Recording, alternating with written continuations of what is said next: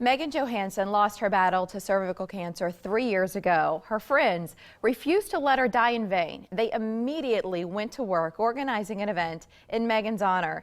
The Hope Blood and Shoe Drive returns next weekend. Carissa husband Samantha Deck and Maggie Thorne are going to be there. It's nice to see you again. And Maggie, always good to have you on the show. Thank you. I think Meighan is the best place to start here. What was she like? Meighan was, she was an amazing friend. Meighan was kind, she was generous. You know, she had a tough battle at the end, but she remained hopeful. So she's our inspiration. Sam, she loved shoes, right? She was a good shopping partner? She was, yes. She would always buy shoes. She loved going and looking, and then when she would find shoes, she was all like, if anybody liked, she would be like, oh, hey, here's a pair, like, if you like these, you know. So we've added that in to our drive too, to put on her legacy. So, Chris, where did the idea come from? I mean, for this to be the third year, you really went to work right away, trying to find an appropriate way to celebrate her life. How did you come to land on the shoes? It seems obvious because that was a passion of hers. But shoes and blood, where did that combination come from? You know, I think our friend Kelly said it best. You know, when something like this happens, it was important for us all to come together and make something positive out of it. As Meighan battled, she needed blood transfusions, and I can remember asking what we could do to help, lots of things that we could do, but I remember her simply saying, give blood. So after she passed, as a group of girlfriends, we decided that that's the first thing we should do, so we started giving blood and knew we could do more. This was us last year. This was last year. Right, we were sending some shoes off with the gals after the show. We loved it. So inspired, we call it like the shoe farm under my desk. I just had to go grab a couple of pairs and set it with you. So Maggie, Souls for Souls, it's an organization that's really important to you, and you've been involved with them for a long time now. What are you going to do with, are all the shoes coming in then going through Maggie to Souls for Souls, and what are you going to do with them? I will pile up the shoes and we'll send them off to Souls for Souls, to one of their distribution warehouses across the U.S.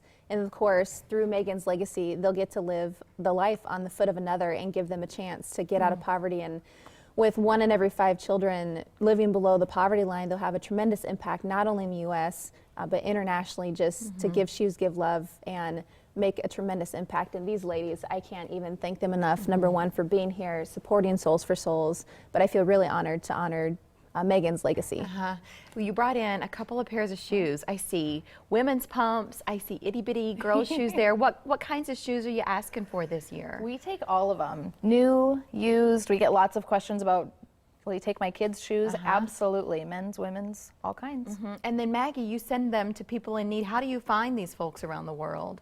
A lot of people do requests through Souls for Souls, and then we also do a lot of reaching out to a lot of the homeless shelters. We have about 600,000 homeless just in the U.S. alone. So it's a really tremendous opportunity to connect with people in every single one of the states, and then getting interacted with orphans globally. Okay, so that's the shoes part of this conversation. What about blood? And I know with the Red Cross, you're working with them on this drive as you have before. What are they telling you about the need? Because we always want to reach out to people who, you know, like, I'm A positive. Do you even need my blood? Of course you do. But I mean, like, generally, what are they asking for this year? Right. So they're in need of all types of blood this year. With the snowstorm that we just recently had, they had over 20 drives canceled. So there is a huge need right now. We're hoping to exceed our goal so that we can make a little bit of a dent to help for those drives that didn't happen. Samantha, what do you think Meighan would say about this event and what you all have done with it? Oh, she would love it. She was a big go home, like, enjoy life, so she would be happy that we're still remembering her, that we're all getting together to talk about her.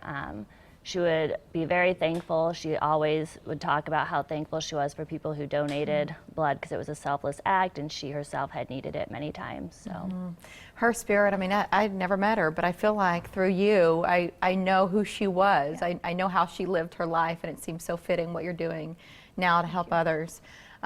For our viewers who've donated before, they know they needed to register, or it was advised, like, sign up before you get to the drive. Do you recommend the same here? Yep, absolutely. We've had an overwhelming response already again this year, which is awesome. Talk to me about it. What are you hearing? Yeah, so we have, well, our goal is 100, so we want to get 100 pints of blood, and we are over 80% of the way there. So definitely sign up now if you want your time slot.